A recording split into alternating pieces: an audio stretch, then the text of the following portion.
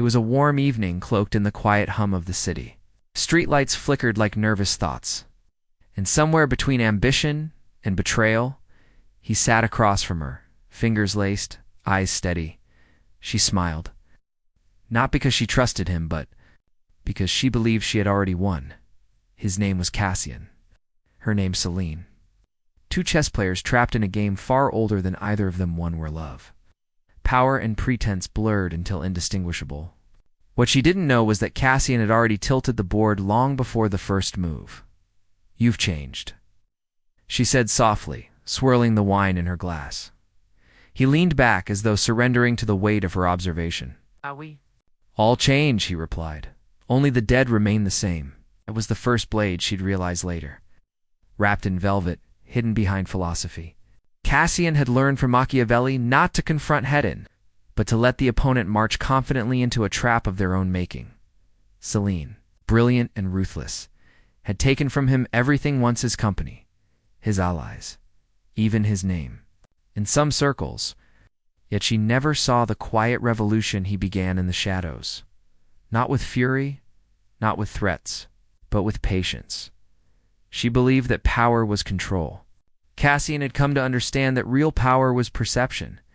Their dinner was filled with laughter, nods to old wars, and feigned memories of passion. He let her dominate the conversation. She danced through words like a queen through a battlefield. She thought she ruled. Every compliment he gave, every deferential tone, was a calculated move. It wasn't submission. It was design. A philosopher once said, "He who knows others is wise. He who knows himself is enlightened." Cassian had studied her long enough to know her rhythm, her ego, her cracks. He knew she needed to win, not just practically but psychologically. And tonight, he would give her just enough rope.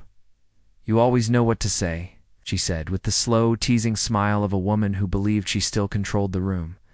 "I only speak what I observe," he answered, pouring her more wine. "And you are, as always, fascinating." Beneath the table, his phone buzzed. Once confirmation.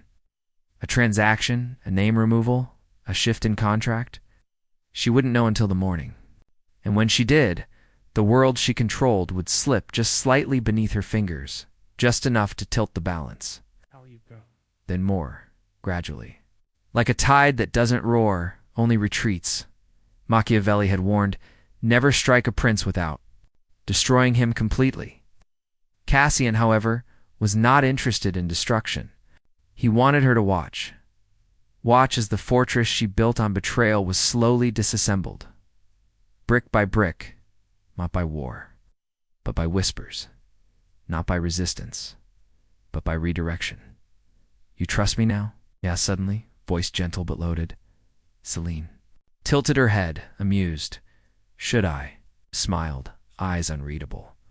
"I suppose that depends on whether you believe I've forgiven you." She chuckled. Forgiveness is a myth for the weak. There it was, the seed he needed. The proof of her certainty. Certainty, the most dangerous of delusions. She'd built her empire on it.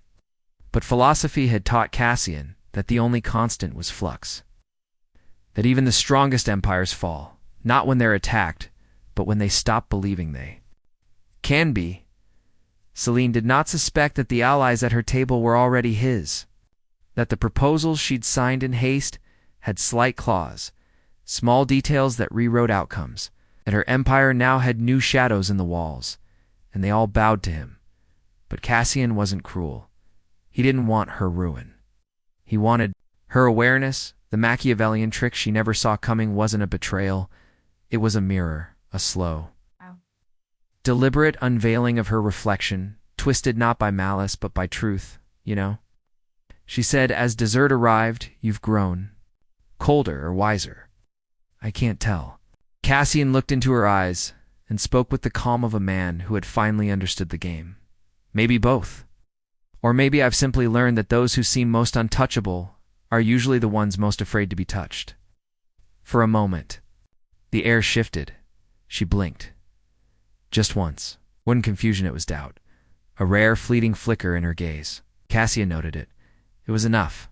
The trick wasn't a strike. It was a pivot, a redirection of her perception, a rewriting of her narrative. As they walked out into the night, he offered his arm. She took it, not knowing it was her last gesture of dominance. Tomorrow, the foundations of her castle would tremble not because of an enemy, but because of the illusion being peeled away. And he would not claim credit, would not gloat. He would only vanish for a time. Power, after all, is best exercised when it is invisible. The philosopher becomes the ghost. The ghost becomes the force. The force rewrites the world. The morning broke without ceremony. Sunlight crawled across Selena's high-rise office, painting her polished desk in soft gold.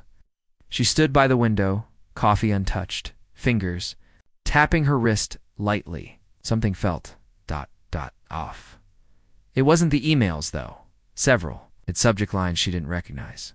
It wasn't the silence from her. Insistent, though his absence was unusual. It was something deeper, an intuition. A breath caught in her ribs. Selene had learned to trust her instincts. They were what kept her on top. But for the first time in years, her instincts whispered, not of opportunity, but of erosion, someone undermining her from within, and it wasn't paranoia. It was memory. Cassion's eyes last night too calm, his words too layered. The philosophical detours, the elegance of his deference. She should have known. No man returns from ruin without a reason. No man forgives betrayal without a cost. She pulled out her phone and opened her legal app. For contracts flagged, one had been amended overnight. Her signature was intact, but the clause was different. It had shifted ownership of a subsidiary quietly, seamlessly, through language that was both legal and lethal. Her legal team had approved it, but they were his now, weren't they? She sank into her chair, eyes wide open. Checkmate, she whispered to no one. But this was not a loss. Not yet. Selene had faced fire before. The real threat wasn't the move, it was what it revealed. She had underestimated him. And in philosophy, as in war, underestimation is the softest suicide. She picked up her phone. One call. Just one. It rang once, twice, then, Selene, his voice. Still calm? Impressive, she said, her tone clipped. I assume you found the clause, Cassian replied, almost bored. What is this? Revenge? No, something purer, understanding. She exhaled slowly. You want a war? I want a mirror, he said. You took what was mine with skill. I took it back with grace. But why now? Because power only matters when it reveals truth. She paused. That phrase it echoed. Power that reveals truth. Not domination. Not destruction. Revelation. The philosopher's form of warfare, Selene, stood again, restless. You want me to respect you? No, Cassian said. I want you to recognize yourself. The line went dead. She stared at the screen, then at her reflection in the glass. She didn't look weak, but she didn't look invincible either. That was the horror. She had believed for too long in her own myth. Meanwhile, Cassian sat at a small table in an old library tucked between forgotten buildings. Around him were books, not of business, but of philosophy. Enica, Machiavelli, Arendt, Confucius. The air smelled of leather and ink. It was here that he rebuilt himself. Not in boardrooms or banks, but in the arena of thought. The true battlefield. The war within. He'd come to understand that Selene was not the enemy. She was the mirror of his own ambition. The darkness he could have become had he never been broken. Philosophy had not healed him. It had sharpened him. Pain had not weakened him. It had clarified him. Forgiveness, as he told her, was a myth for the weakened. Unless it was strategic, unless it became a lever, a lesson. Dismantling of ego in the hands of someone who had mastered theirs. He didn't want her ruined. He wanted her awakened. Because awakening is the only true revolution. The following week, a summit was held and publicized. Quiet, filled with elite shadows. Selene arrived in black, Cassian in gray. The room buzzed with people who traded silence. As currency, he approached her, drink in hand. She turned, eyes harder now, less amused. Careful, she said. I bite. He smiled. That's what I'm counting on.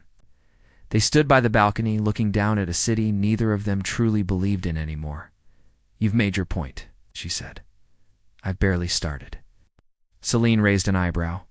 More legal traps? No, he replied. Ideas. That made her laugh, sharp and sincere. Ideas don't win wars. Why are you afraid of them? She didn't respond. He continued. What you've built is powerful, but it's blind. You move people like pieces. But philosophy teaches that even kings bleed. I'm not a king, she said. No, Cassian agreed. You're something rara, queen without conscience. That's far more dangerous. For a moment, her mouth tightened. She hated being read, especially by someone who once knelt. At her feet, what do you want, Cassian? He took a slow sip of wine. I want to reshape the game, and I want you to help. She blinked. You want a partnership after all this? I want a world where power isn't just wealth and leverage, he said, voice low, but wisdom, precision, awareness. That world doesn't exist. Then let's build it. Silence fell between them. Celine was many things pragmatic, cynical, efficient, but she wasn't blind to evolution. She knew what Cassian had become. A man not bound by revenge, but by revelation. That was what made him terrifying, and ... Fascinating. You could have destroyed me, she said. I still could. Then why invite me into this ... revolution? He turned to her, his eyes steady, because the best minds deserve better games. Later that night, alone again, Selena opened a folder Cassian had handed her before leaving. Inside were notes, philosophical quotes, strategic frameworks, models of power that blended logic with morality, manipulation with meaning. It was not a blueprint for conquest. It was a treatise on becoming more than a predator, becoming more than a victor, becoming something new. Her fingers traced the name on the front page, The Philosophy of Invisible Thrones. And beneath it, a line handwritten by Cassian. To rule the world, first you must rule your self-deception. She closed the folder and whispered, checkmate, or invitation. She wasn't sure, but she wanted to find out. And that desire, that curiosity, was the first crack in the fortress of her certainty, which, as Cassian knew, was the beginning of every transformation. The night stretched long into thought. Celine didn't sleep. Not out of fear, but because her mind refused stillness. The folder Cassian had handed her throbbed in her thoughts like a second heartbeat. She had built empires from ruthlessness, climbed over men more powerful than Cassian had ever been. But now she was thinking, and that was his real trick, not revenge, not destruction. Philosophy, he had infected her with it. In silence, she opened the pages again. Notes scrawled in black ink danced between ideas and provocations. Machiavelli beside, Lao Tzu. Quote circled 3 times.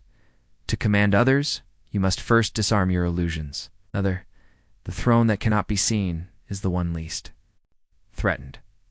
She hated how much she was intrigued, not because she saw herself in his ideas, but because, for the first time, someone was speaking to the part of her that wasn't armored. The part that, under years of strategy and blood, still wondered, what if there's a higher game than domination? Across the city, why Cassian walked barefoot through the monastery ruins that had long since become his refuge. A priest had once lived. Here, a philosopher-warrior turned hermit. Cassian never met him, but the air still echoed of thought. The floor was cracked, the roof missing. But the night sky was more ceiling than any palace. He stood in the center of the room and whispered, power is not the absence of weakness. It's the ability to shape meaning despite it. That had been The final lesson? The one Celine never learned because she had never needed to. She had always won by overpowering, outmaneuvering. But meaning, she'd never questioned it, never searched for it. Cassian had, when she took everything from him. He hadn't just vanished, he had rebuilt himself on the ashes of identity. He hadn't studied strategy to win back the board. He'd studied why the board mattered at all, and now he would use that knowledge to build something different, something dangerous, not a company, not an empire, a paradigm. 3 days passed. No contact. Celine didn't call, didn't message. But Cassian knew she was thinking. That was the art of silence. You don't force the next move. You make the other person need it. And then it came. Not as a call, but as a gift. A courier arrived at his loft carrying a thin black box. Inside, a single chess piece, the queen, made of obsidian, heavy, silent. Beneath it, a card. I don't play games I can't win, but I'm willing to redefine the rules. As Cassian smiled. It had begun. Their next meeting was at a place neither had ever been. Neutral ground. A modern art museum on the edge of the city, where walls spoke in color and silence. Celine wore white. He wore black opposites, but not enemies. She gestured to a large, abstract piece brushstrokes that looked like battle wounds. This reminds me of us, she said. Only if we see pain as the only narrative, he replied. Not violence, it's transformation. She turned to him, arms crossed. You're different now. You think in parables. I think in layers, he said. And for the first time, I think you might be ready to see them. Celine took a breath. I'm not here to surrender or apologize. I don't want either. Then what do you want? Cassian looked straight at her. Co-creation, her brow furrowed. Of what? He stepped closer, lowering his voice. Of a new model. One where control isn't currency, insight is. Where the battlefield is no longer financial, it's philosophical. Where the most powerful person isn't the one with the most influence, but the one who sees furthest. She said nothing, but she didn't walk away. Every system you and I conquered, he continued, was built on outdated assumptions. That people are predictable, that emotion is weakness, that dominance is the final prize. But we're entering a new era. One ruled by perception, by narrative, by thought. You want to build a system of thought? She asked, skeptical. No, Cassian said. I want to weaponize it. That made her smile genuine. This time he had spoken her language in the weeks that followed. The two of them met in secretive libraries, underground clubs, academic salons, not to plan takeovers, but to design ideas. They dissected Machiavelli, deconstructed Plato, rewired Jung. They debated until 4 a.m., walked for hours in silence, and argued over wine and old vinyl. What emerged was not a business plan. It was a manifesto, a declaration that the world no longer needed leaders who controlled through fear, but through insight. Leaders who could not just predict behavior, but shape the invisible stories behind them. They called it the Invisible Empire. Not a place, not a company. A philosophy disguised as a network. The first cells formed silently former strategists. Professors, hackers, poets, people disillusioned with old power but hungry for deeper frameworks. One trained in their principles. The weaponization of awareness. The utility of paradox. 8. The subtle art of shifting perception without domination. Celine became its architect. Cassian, its philosopher. Together, they created not influence, but influence over influence, but power. Even redefined, casts shadows. And in the dark, those who benefited from the old world began to feel the tremor. CEOs saw contracts vanish. Politicians found speeches rewritten in public memory. Media figures discovered their stories inverted without a single word spoken. People whispered of something rising, something without a name, because Cassian and Celine had learned the oldest Machiavellian lesson of all. The most dangerous power is the one no one knows is real until it's too late to resist. And still, this was only the beginning, because Celine had begun to ask the one question she had never asked before. What if power is not meant to be held, but passed through? What if the next evolution wasn't control, but transcendence? Cassian watched her closely. He knew the final transformation would not be hers alone. It would be humanity's. Time became something strange in their new world. There were no quarterly reports, no investor calls, no company memos or board meetings. Yet what they were building had more influence than any corporation. Quietly, the invisible empire spread not as a brand, but as a current of thought. It wasn't about going viral. It was about going viral inside the right minds. Celine had once thrived in environments built on domination, contracts, leverage, fear. But this new paradigm was subtler, slower, and far more dangerous. It worked like this. You introduce a single idea into the right person. That idea reshapes how they see a system. That shift becomes contagious. And without firing a shot, the structure changes. That was Cassion's core belief now. True power is epistemological. It's not about what people do, it's about what they believe to be real, and if you could change that, you wouldn't need armies. Celine stood before a mirror, adjusting her earring. Behind her, a monitor displayed a live feed of a world summit. Leaders debated policy, AI regulation, economic collapse. It was noise, surface noise. She had agents in 5 of those rooms, none of them officially hers, just minds who had been ... awakened. She smirked. Cassian walked in without knocking. "You're still watching them?" he asked. "I like to see the old world try," she replied. He stood beside her, folding his arms. "They're not the enemy." "No," she said, eyes locked on the screen. "They're the echo." He didn't reply, but he noted something. Her tone had changed. Less fire, more ... purpose. Celine, once a high priestess of control, was evolving. And she didn't even notice. They had begun publishing essays under pseudonyms. Thought pieces that looked academic but held encrypted philosophical frameworks. Each one structured like a virus, an idea that seeded doubt in the reader's assumptions. The essays weren't meant to convince. They were meant to disrupt. One piece. The illusion of democratic agency and hyper-connected economies had sparked a rebellion inside a think tank in Berlin. Another, the authority of quiet influence, why loud power fails, had subtly rerouted funding away from traditional lobbying firms in D.C. Each time Celine would read the ripples like an artist studying brushstrokes. But Cassian? He watched her. He knew something was shifting deeper than either of them had planned. Because revolution was never safe, not even for its architects. One night, on the rooftop of their secret compound, she asked the question Cassian had been waiting for. "Do you ever think we've gone too far?" He looked at her, silent. What if we're not creating clarity?" she continued, "but replacing one illusion with another?" Cassian leaned on the railing. "That depends on what you believe about truth." Celine nodded slowly. "And what if truth ... doesn't exist?" He smiled. "Then we're not playing a game of truth. We're playing a game of usefulness." She turned to face him. "So you're not a philosopher. You're a utilitarian in disguise." "No," he said softly. "I'm a mirror. Just like you." She hated that answer, but it echoed in her 4 days.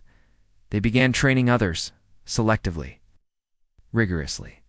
Only those who passed the 9 questions were invited. Questions like, what's the difference between persuasion and manipulation? If the result is identical? If you destroy a lie, but people still act on it, have you really won? Would you rather be free or effective? Most failed. But those who passed entered the labyrinth a psychological training protocol designed to dismantle ego and rebuild perception from the ground up. It wasn't about loyalty. It was about awakening. Every initiate had to undergo one betrayal, one disillusionment, and one sacrifice. Not because it was cruel, but because awakening is always painful. Then, one night, the Empire encountered its first rupture. A man named Reuven Wentz, a high-level initiated, disappeared. He re-emerged 3 weeks later with a manifesto of his own, the counter-philosophy. In it, he claimed Cassian and Celine had not built a revolution, but a cult of ideas.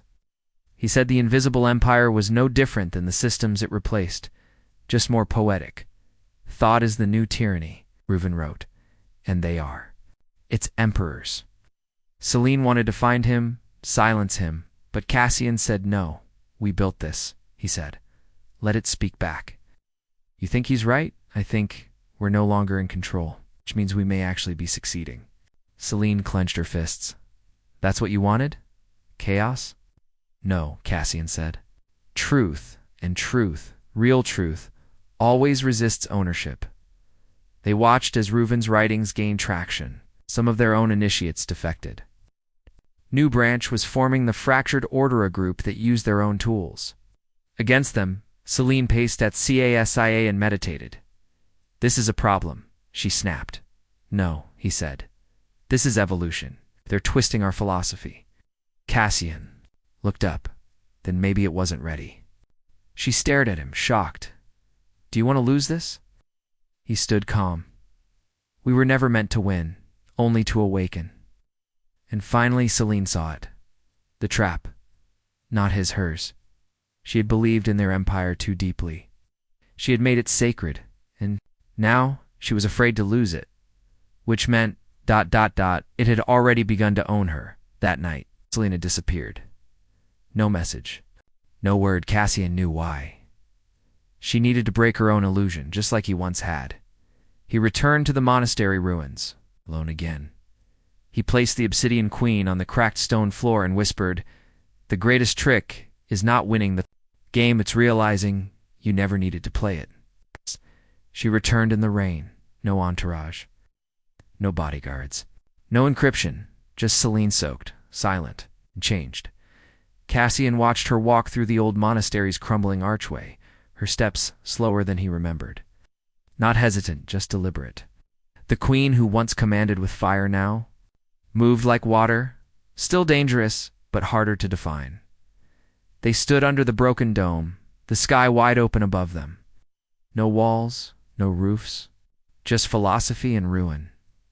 I walked for days, she said.